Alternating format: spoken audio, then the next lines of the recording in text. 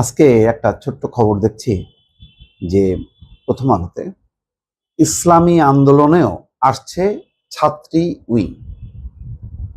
কেন হঠাৎ করে এরকম চিন্তা ভাবনা হলো এই বিগত নির্বাচনে নারীদের উপস্থিতি, নারীদের আহ, রাজনীতিতে অংশগ্রহণ এবং এটা যে অত্যন্ত মানে প্রভাব বিস্তার করছে, এটা ইসলামী আন্দোলন বুঝতে পারছে। ইসলামী আন্দোলনের অবস্থাটা হলো এই যে আমি একজন ভাই, তিনি গুরুত্বপূর্ণ একটা দলের নেতা, নামটা নাই বলি, তিনি বলছিলেন যে তার দাওয়াতে চরমোনাই পীর এসছিলেন, এসে দেখে একজন সাংবাদিক নারী সেখানে বসা সংবাদ কভার করার জন্য।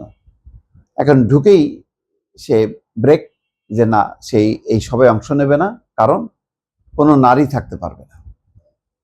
এটা মানে 1 বছর আগের ঘটনা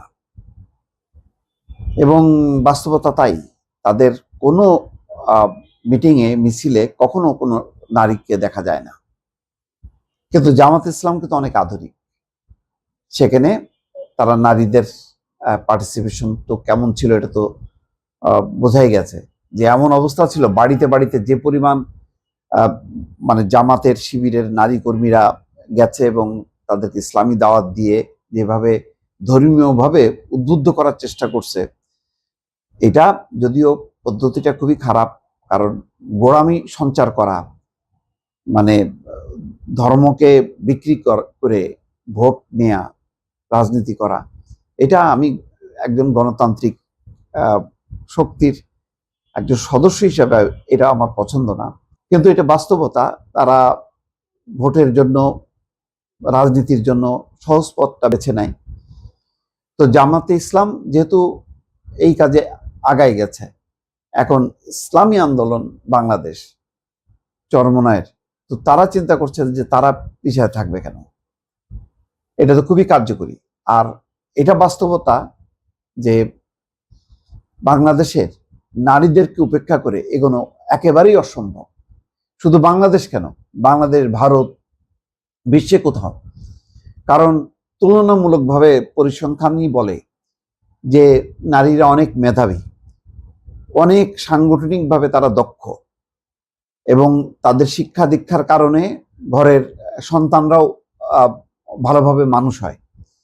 তো সেই নারীদেরকে গোঁড়ামির মধ্যে রেখে, ধর্মীয় আবরণ পড়ায় তাদেরকে বিচ্ছিন্ন রেখে সমাজ এগোতে পারবে না এবং এগোচ্ছে না। এখনো দেখেন, যতই ধর্মীয় মোড়কে নারীদেরকে বিচ্ছিন্ন করার চেষ্টা করা হোক না কেন, নারীদের অংশগ্রহণ তার ভেতর থেকেও কিন্তু অত্যন্ত স্পষ্ট। এবং তারাও এই আধুনিক শিক্ষা, জ্ঞান, বিজ্ঞানে তারা এগিয়ে যাচ্ছে তত্তর করে। তাদের রেজাল্টগুলি যদি দেখা যায়, পরীক্ষার ফলাফলগুলো, তাতে প্রমাণ হয় যে নারীর এই অগ্রযাত্রাকে রুখে দেওয়া সম্ভব না। এটা জামাত ইসলাম বুঝতে পেরেছে, তুলনামূলকভাবে অনেক আধুনিক, এবং তারা বাস্তবতাটা বুঝে তাদের মতন করে তারা ডিল করে। কিন্তু ইসলামী আন্দোলন তুলনামূলকভাবে গোড়া ছিল। এখন তারা চিন্তা করছে যে না, শিক্ষিত নারীদের মধ্যে তাদের প্রভাব বিস্তার করতে হবে, সেখানেও তাদের রাজনৈতিক অবস্থানটা পরিষ্কার থাকতে হবে এবং একটা সাংগঠনিক ভিত্তি থাকতে হবে। সেই কারণে তারা ছাত্রী উইং খোলার চিন্তা করছে। এটা হচ্ছে বাস্তবতা।